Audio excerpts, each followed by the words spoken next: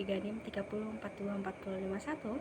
Pada kesempatan kali ini saya akan mereview jurnal yang berjudul Dakwah Bil Haq Kiai sebagai Upaya Pemberdayaan Santri, di mana di jurnal ini menjelaskan bahwa pesantren tidak hanya berfungsi sebagai lembaga pendidikan yang mengajarkan ilmu agama saja, tetapi juga memiliki peran penting dalam membangun kemandirian ekonomi para santri. Di dalam jurnal ini juga dijelaskan bahwa kegiatan dakwah melalui ceramah atau penyampaian materi keagamaan saja, dakwah juga dapat diwujudkan melalui berbagai aktivitas yang memberikan manfaat secara langsung bagi kehidupan santri dan masyarakat. Oleh karena itu, pesantren mulai mengembangkan berbagai program kewirausahaan yang melibatkan para santri sebagai bagian dari proses pendidikan mereka. Melalui kegiatan usaha tersebut, para santri tidak hanya mendapatkan pengetahuan agama saja, tetapi juga memperoleh pengalaman dalam bidang ekonomi.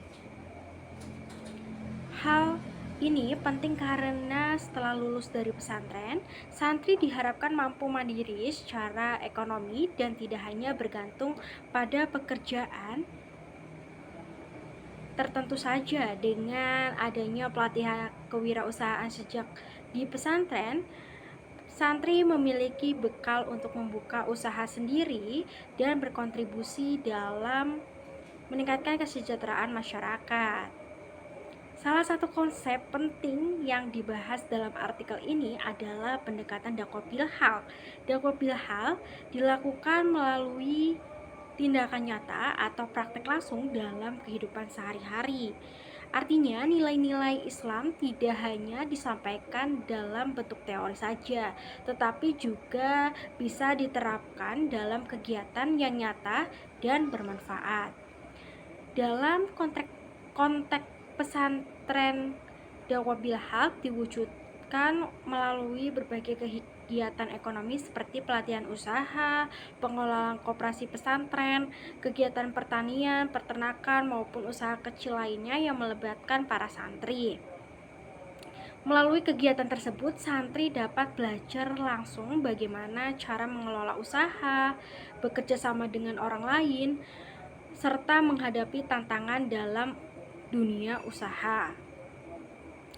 Selain memberikan keterampilan ekonomi, kegiatan kewirausahaan di pesantren juga bertujuan untuk menanamkan nilai-nilai Islam dalam aktivitas usaha. Dalam perspektif Islam, kegiatan ekonomi tidak hanya berorientasi pada keuntungan semata, tetapi juga harus didasarkan pada prinsip-prinsip moral dan etika.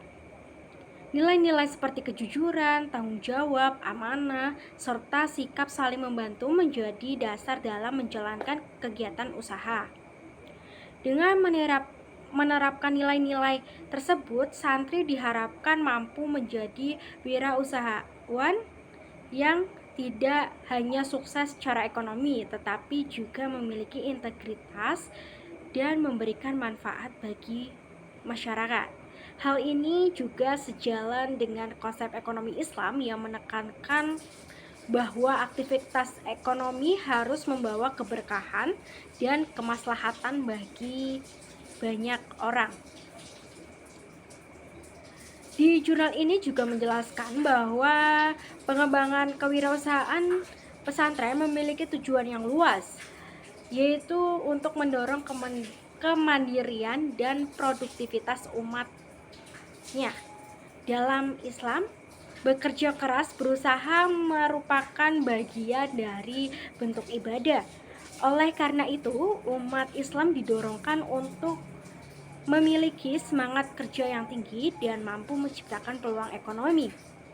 Melalui pembinaan kewirausahaan ini, pesantren santri dilatih untuk memiliki pola pikir kreatif, inovatif, dan mandiri. Mereka tidak hanya dipersiapkan untuk mencari pekerjaan, tetapi juga didorong untuk mampu menciptakan lapangan pekerjaan bagi orang lain.